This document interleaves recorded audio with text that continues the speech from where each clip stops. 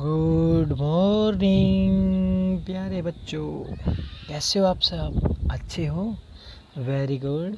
हमेशा अच्छे रहना, खुश रहा करो। खुश रहने से पता है ना बहुत सारे फ़ायदे हैं, इसलिए हमेशा खुश रहो।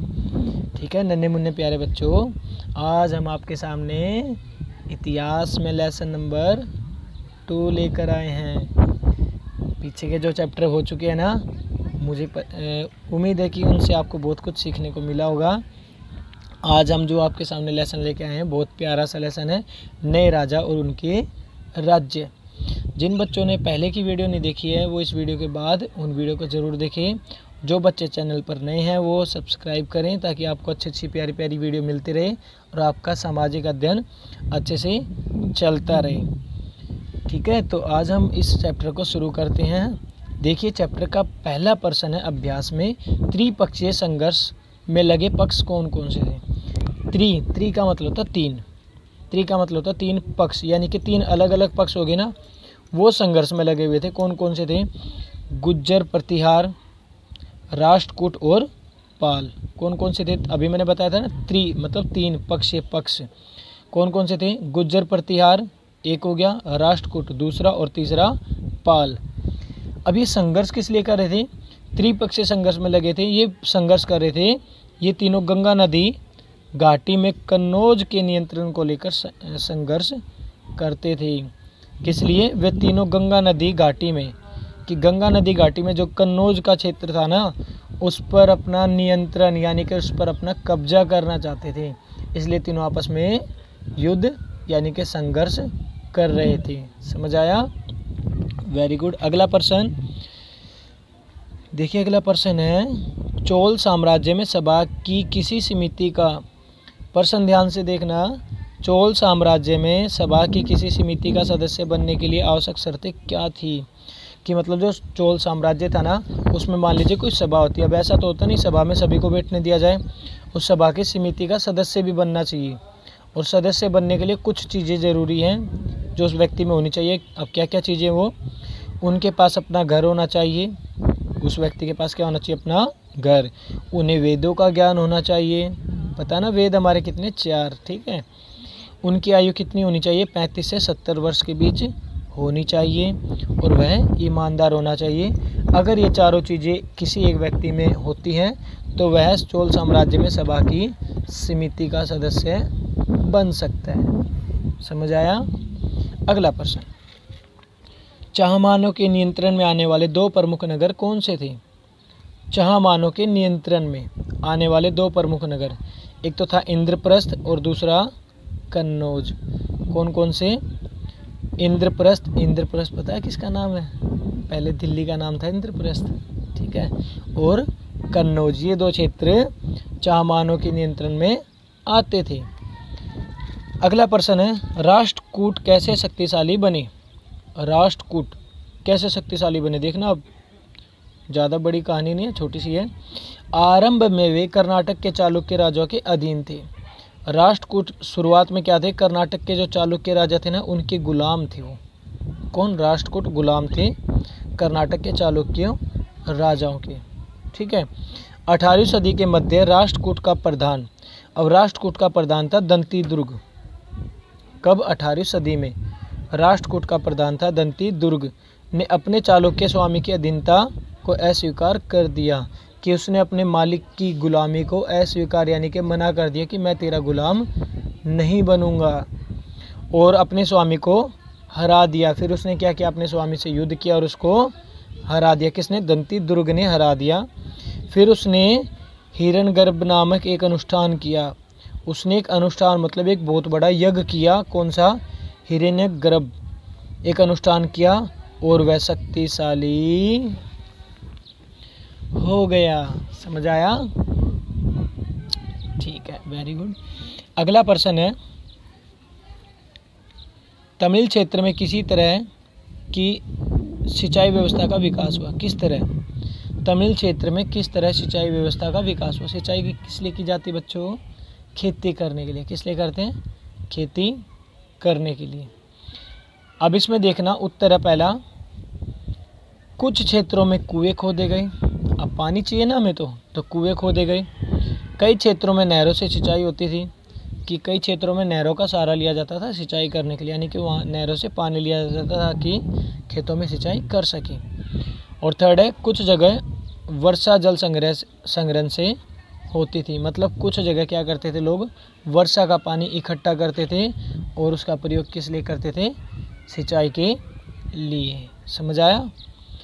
अगला प्रश्न, चोल मंदिरों के साथ कौन कौन सी गतिविधियां जुड़ी हुई थी, कि जो चोल मंदिर थे उनमें कौन कौन से कार्य होते थे, कौन कौन सी गतिविधियां जुड़ी होती थी।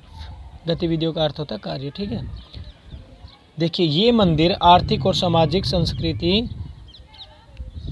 सांस्कृतिक जीवन के केंद्र थे, कि क्या था, देखिए ये मंदिर आर्थिक सामाजिक, यानी कि यहाँ पर व्यापार भी होता था, लोग इकट्ठा भी होते थे, समाज भी बनता था, और संस्कृति भी, यानी कि रीति रिवाज का भी पालन किया जाता था, यानी कि यहाँ के ये केंद्र थे।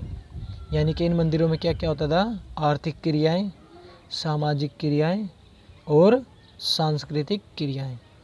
आर्थिक का मतलब फिर बता देता हूँ, आर्थिक का अर्थ होता है पैसों से संबंधित, जहाँ पर व्यापार होता है। ठीक है, सामाजिक का मतलब होता है जो समाज के लिए आपस में मिलते हैं लोग, समाज में एक दूसरे से बात करते हैं। ठीक है, ये चीज़ें। और सांस्कृतिक जो हम क्या खाते, क्या पीते, क्या पहनते, ये सारी चीज़ें। सेकंड है, चोल मंदिरों में कांस्य प्रतिमाएं भी लगाई गई, कौन सी, कांस्य। और थर्ड है, मंदिर शिल्प उत्पादन के केंद्र थे, यानी कि वहाँ पर शिल्प का उत्पादन, यानी कि शिल्प बनाए जाते थे, यानी कि अलग अलग कलाकृतियाँ, अलग अलग मूर्तियाँ सारी बनाई जाती थी। ठीक है, हम आपको छोटे प्रश्न करवाते हैं, बड़े प्रश्न आपके अभ्यास के सारे हो चुके हैं। तो पहला प्रश्न देखिए, छोटे प्रश्नों में बहुत ज़्यादा इंपॉर्टेंट है और आपके आगे भी बहुत काम आएंगे ये प्रश्न। पहला प्रश्न है, सोमनाथ का मंदिर कब लूटा गया, 1025 में। कब लूटा गया, 1025 में। और मैं आपको बता देना चाहता हूँ, मंदिरों को लूटने के इतिहास में सबसे बड़ी घटना थी जो हमारे देश में हुई।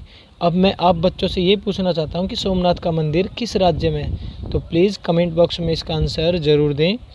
अगला प्रश्न है, हिरण्यगर्भ का क्या अर्थ है, सोने का गर्भ। मैंने आपको बताया था ना, दंती दुर्ग ने क्या किया था, एक अनुष्ठान किया था, उसका नाम क्या था, हिरण्यगर्भ। उसका अर्थ क्या था, सोने का गर्भ। अगला, किताब उल हिंद किसने लिखी, अल बिरूनी ने। किसने लिखी, अल बिरूनी ने लिखी थी किताब उल हिंद। उसके बाद आगे आपके छोटे प्रश्न है, त्राइन का प्रथम युद्ध कब हुआ, 1091 में। कब हुआ, 1191 में। त्राइन का प्रथम युद्ध कब हुआ, 1191 में। और त्राइन का दूसरा युद्ध कब हुआ, 1192 में।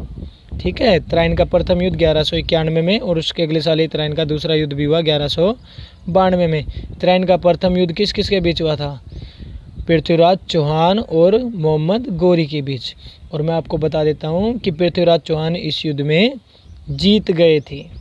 कौन जीते थे, पृथ्वीराज चौहान, और मोहम्मद गोरी डरकर भाग गए वापस अपने देश गौर। ठीक है, और त्राइन का दूसरा युद्ध किस किस के बीच हुआ था, ये भी हुआ था पृथ्वीराज चौहान और मोहम्मद गोरी के बीच। लेकिन पृथ्वीराज चौहान को धोखा मिला और धोखे के कारण वो मारे गए। ठीक है, और जो मोहम्मद गोरी है ना, वो जीत गए थे। पृथ्वीराज चौहान की इस युद्ध में हार हुई, दूसरे युद्ध में, और मोहम्मद गोरी जीत गए। और किसके कारण जीते, राजा जयचंद के कारण मोहम्मद गोरी जीते थे, क्योंकि उन्होंने पृथ्वीराज चौहान को धोखा दिया था। अब अगला प्रश्न आपका, चंदेरी का युद्ध किस किस के बीच हुआ। अभी मैंने आपको बताया ना, राजा जयचंद ने किसको साथ दिया था, मोहम्मद गोरी का, और पृथ्वीराज चौहान को धोखा। लेकिन 2 वर्ष बाद आपस में उनमें भी लड़ाई हो गई, मोहम्मद गोरी और राजा जयचंद में, और इसमें मोहम्मद गोरी जीत गया इस युद्ध में। और यह युद्ध हुआ था केवल 2 साल बाद, यानी कि चंदेरी का युद्ध हुआ 1194 में। और सोमनाथ का मंदिर किसने लूटा था, मोहम्मद गजनबी ने। बहुत बेकार इंसान था, हमारे देश में बहुत इसने लूटपाट की। सोमनाथ का मंदिर लूटा मोहम्मद गजनबी ने। ये थे आपके इसके छोटे प्रश्न। मैं आपको फिर से एक बार सारे प्रश्न दिखा देना चाहता हूँ, क्योंकि कई बार वीडियो हिल जाती है ना, तो वीडियो साफ़ नहीं आती, तो बच्चों को कॉपी बनाने में दिक्कत आती है। इसलिए मैं आपको फिर से दिखा देता हूँ प्रश्न सारे।